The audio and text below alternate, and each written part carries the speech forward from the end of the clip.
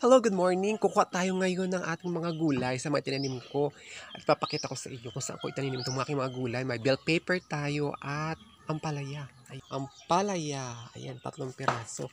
Medyo bata-bata pa kasi minsan nagkakaroon ng pagkasira ito dahil maulan at lamang. Lahat po yan sa paso. Ito po yung paso po para sa ampalaya.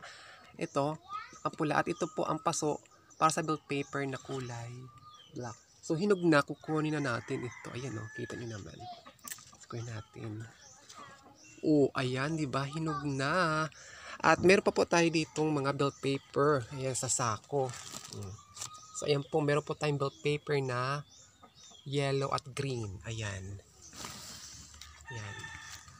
Green. Ito ang green. Green. At ito ang yellow. Ayan. So, meron pa rin tayo dito sa likuran. Ayan, bell pepper pa rin.